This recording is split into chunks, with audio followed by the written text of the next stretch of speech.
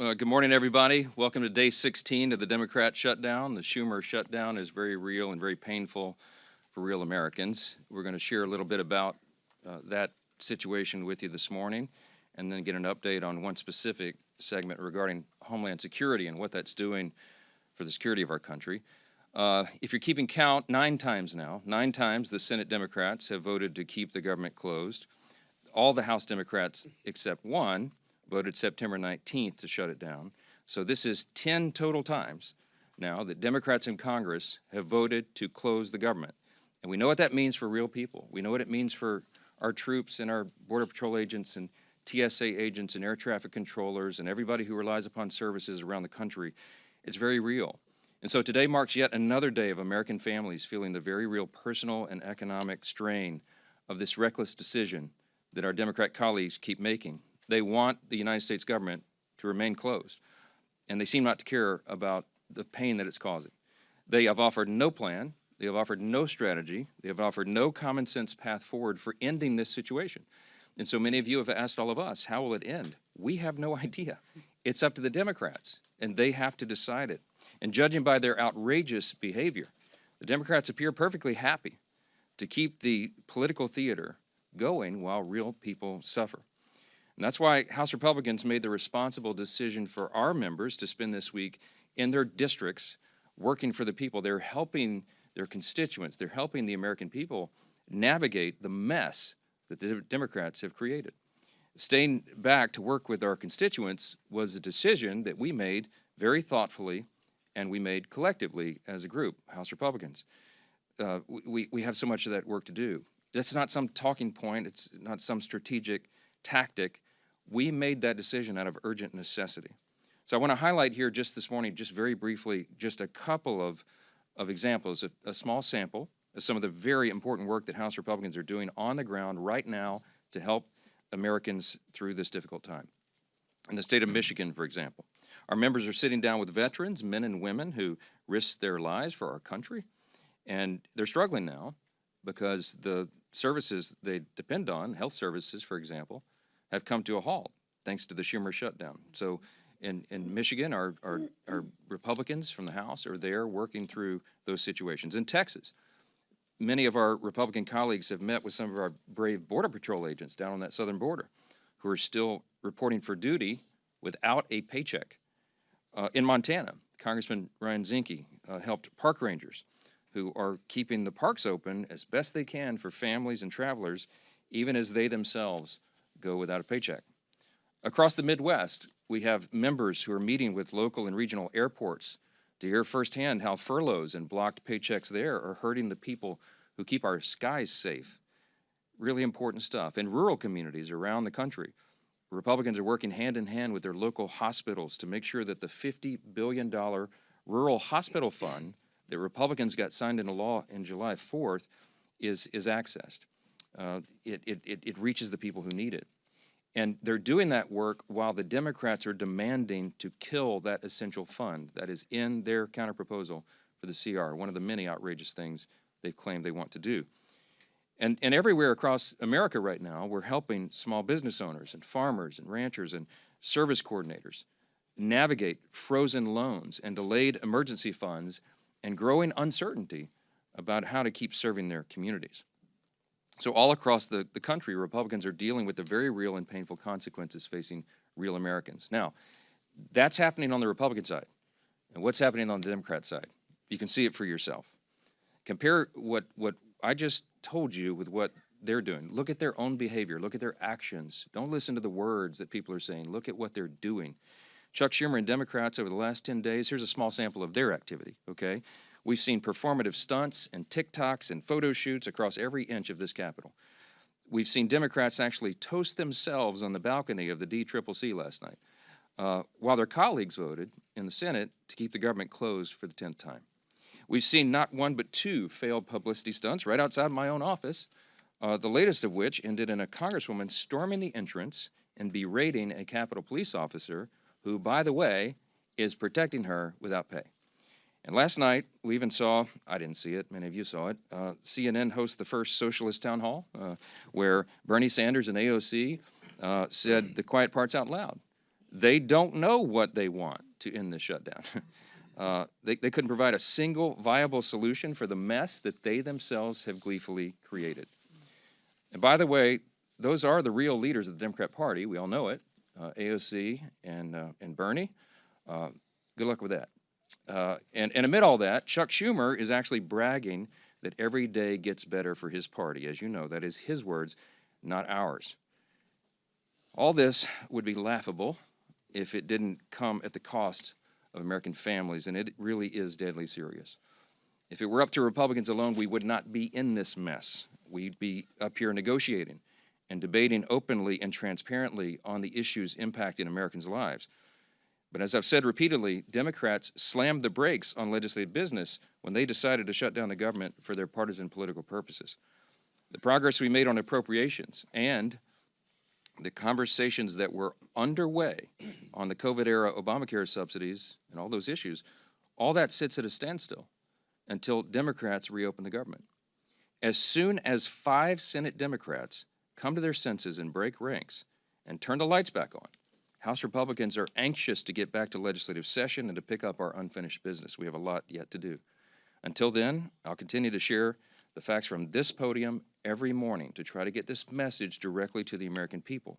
Republicans will continue serving on the job in our communities on behalf of the American people that we represent. I'm going to conclude this morning by saying this again. There's an incredible contrast right now between the two parties that could not be more clear. As we say here every day, this is not your grandfather's Democratic Party. It truly has become the far left, Marxist left, that are running that whole operation. And it has real effects on real people. And I just want you to, I'll highlight again the split screen of what we're seeing. In America right now, there are two diametrically opposed visions for the country, and you should look at the actions of elected officials and not their words. And what are the actions? President Trump and Republicans are delivering for the American people. We have cut their taxes. We are removing red tape and regulations to get the economy humming again. We have ended the border crisis, virtually 0 crossings in the last 4 months under President Trump. We are ending the crime crisis around America, taking heroic measures to make sure that happens. We're cutting fraud, waste, and abuse out of government and making government more efficient and effective for the people. And right now, President Trump is resolving international conflicts, restoring peace through strength around the globe. That's just a small sampling of what's been done by Republicans in the last 9 months.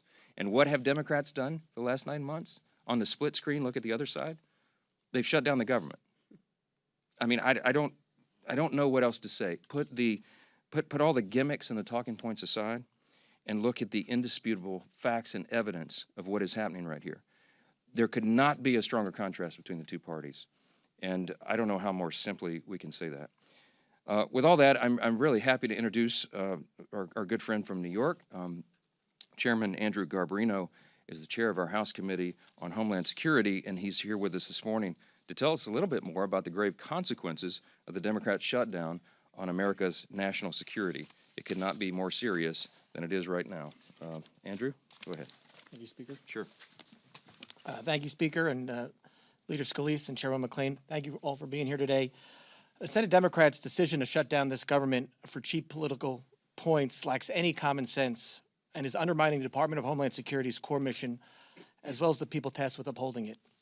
Nearly 95% of DHS's workforce is considered essential, and that's rightfully so. But that means they're at work right now, and they're not getting paid. More than 63,000 CBP personnel, including U.S. Border Patrol, are continuing their steadfast commitment to securing our borders.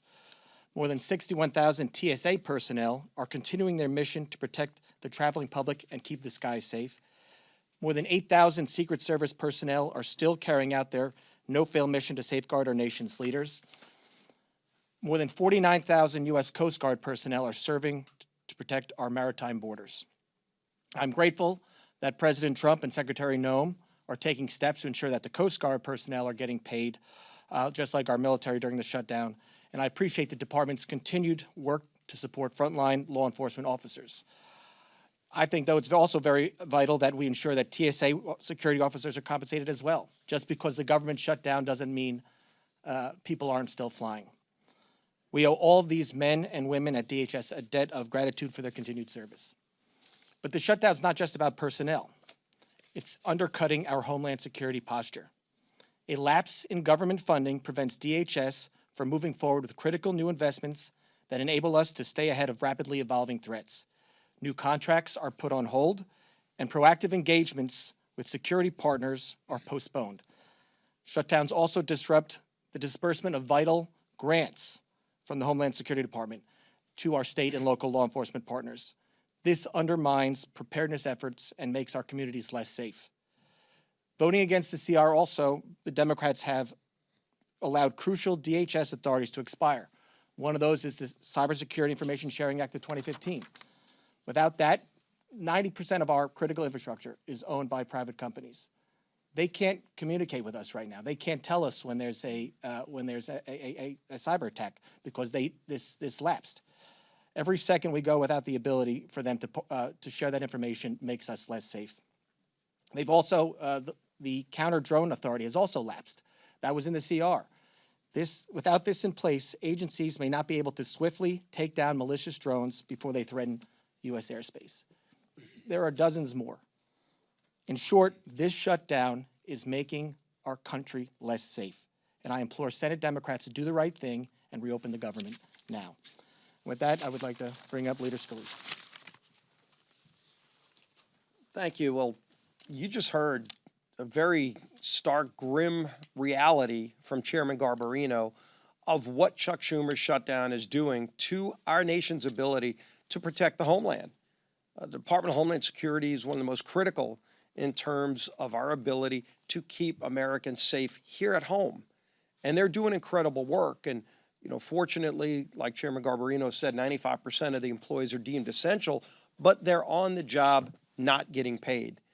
But beyond that, he also pointed out grants are not going out.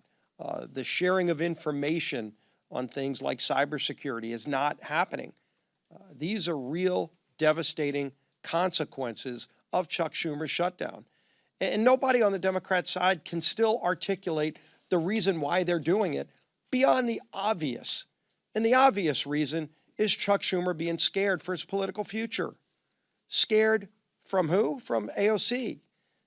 And last night, as the speaker mentioned, we saw two of the Democrat Party leaders, Bernie Sanders and AOC, at a forum, town hall, whatever you want to call it, on CNN. And they were laughing, they were guffawing like it's some kind of game.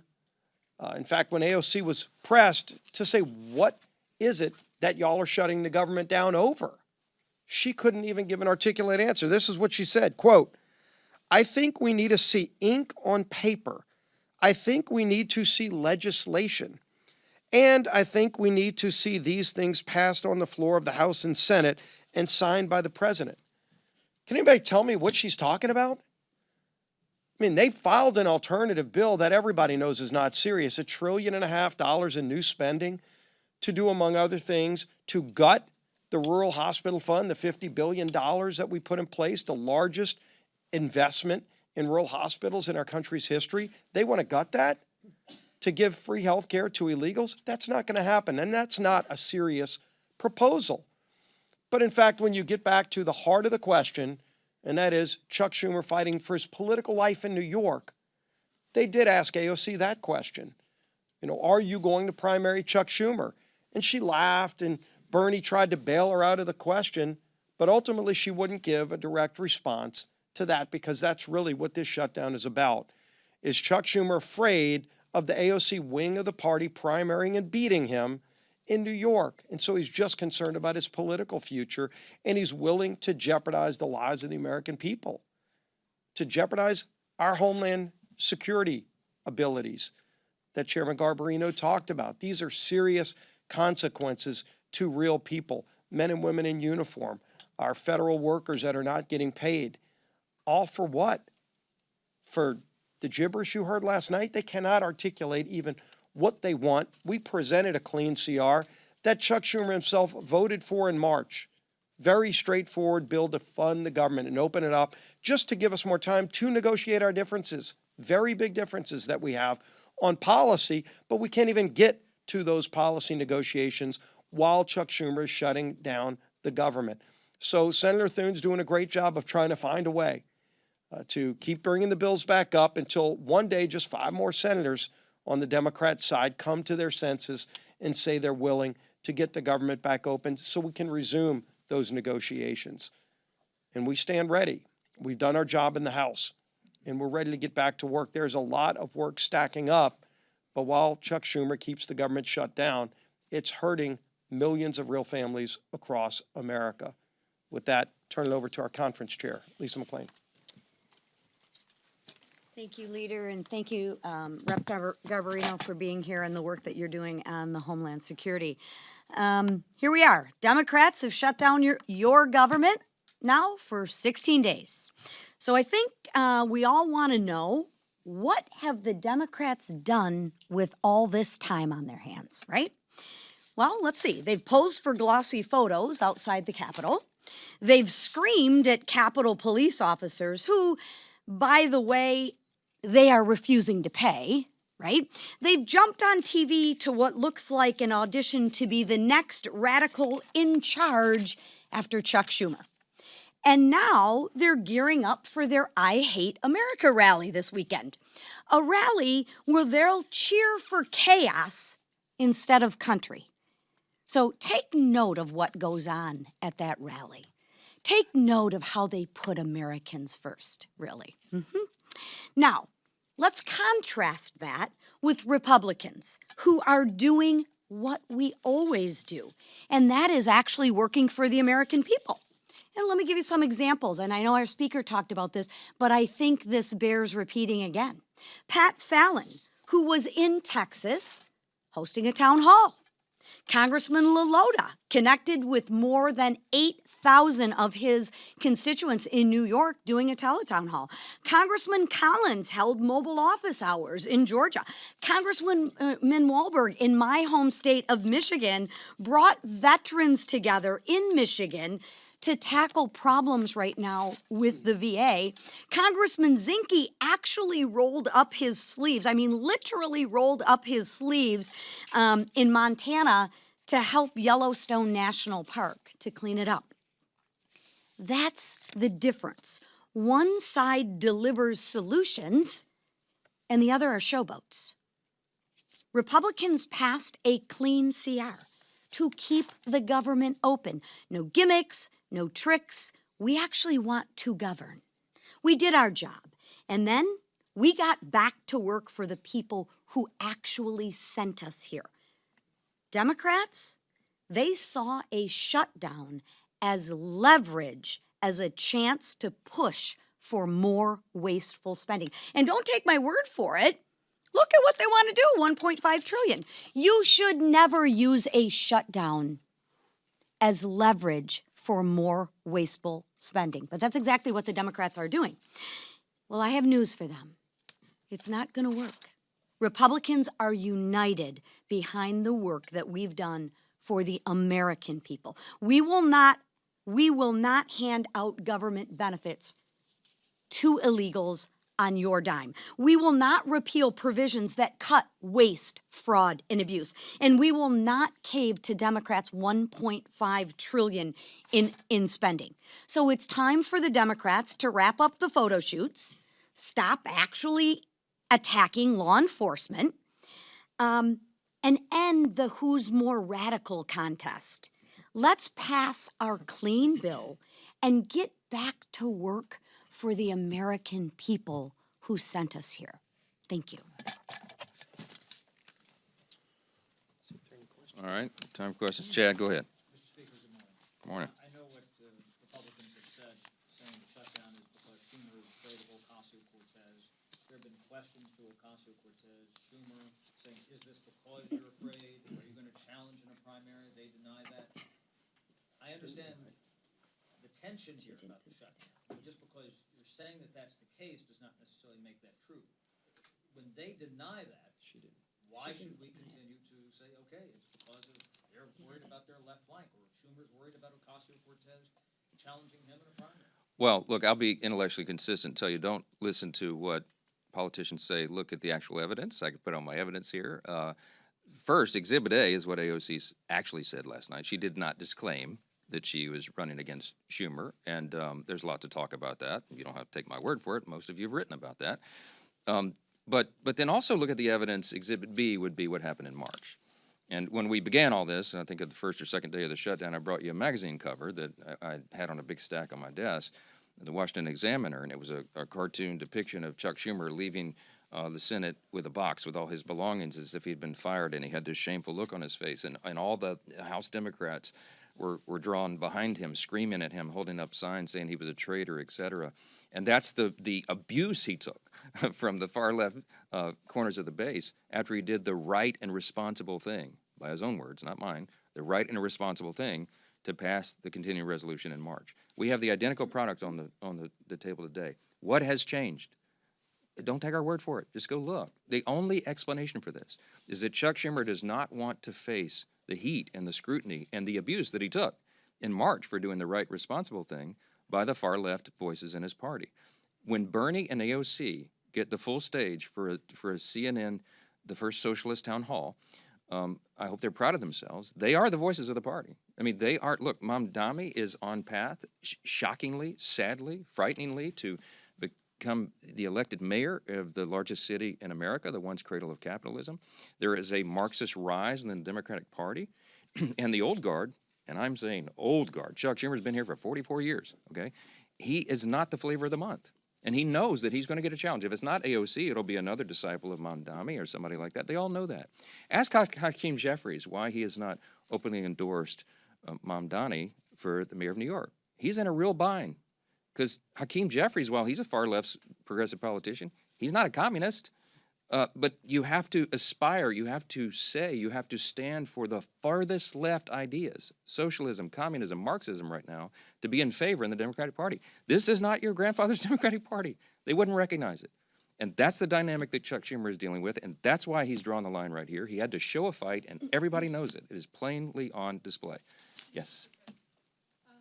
News broke this week of the racist Hitler-loving group chat among young Republicans, including Vermont State Senator, and then an American flag with a swastika was found in a Republican congressman's office this week. Are you worried about that extremist pro-Hitler sentiment among the party's young Republicans? No. Look, obviously, we roundly condemn any of that nonsense. And the Young Republican or the organization, whoever that, I don't know who any of these people are, I never heard of them. Somebody posted a photo of me standing next to these guys. We're in tuxedos. Obviously, I think it was at the inauguration, and people were just coming up and asking for selfies with 1,000 of them. I don't know. I never heard of that person in my life. But whoever these young people are, and whatever they're saying, if it's true, we obviously condemn that. And the organizations involved are dealing with that. That's my understanding. With regard to the swastika thing, this happened last night. A Republican congressman, allegedly one of his staffers had something in the background or something in a Zoom. That's what I heard this morning. He says that that's not his, and there's a proper investigation ongoing, and the congressman did exactly what he should have done, and that is report it.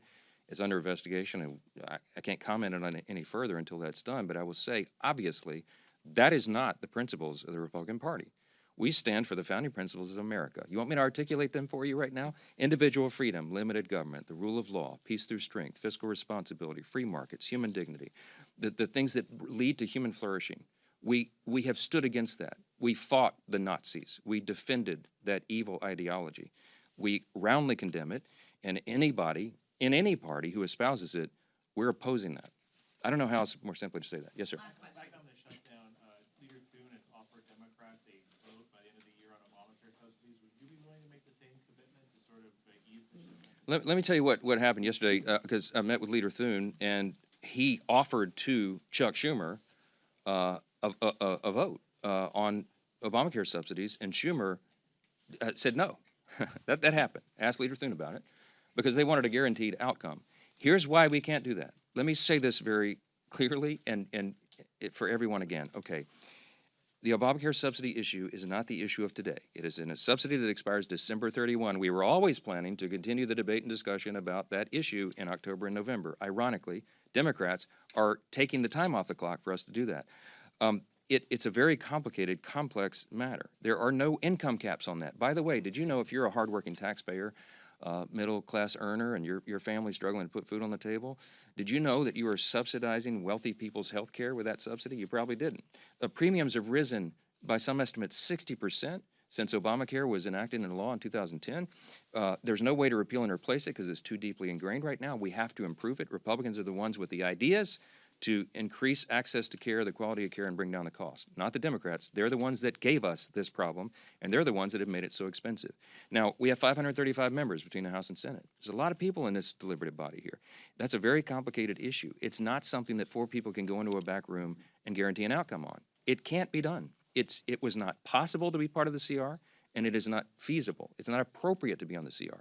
We require the member-driven consensus process here, and that's what's necessary. So it's not possible for Leader Thune to guarantee to Chuck Schumer some outcome on that because we haven't finished those deliberations. I mean, that's just as simple as it is, and all of you report on the Hill all the time. You know how the process works.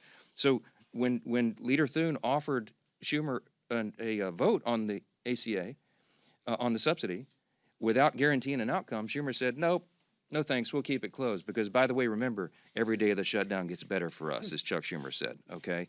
It's not getting better for the American people. Will you not commit to holding a vote on ACA subsidies? No, I didn't say that. I did not say that, Reed. I said none of us can guarantee an outcome on that. I have said consistently all along, this is part of the deliberative process. We're going to debate and discuss that. And there are debates and discussions going on our side of the aisle and on theirs, but to get everybody together and build that consensus is not possible until we get the government operating again and we stop holding, I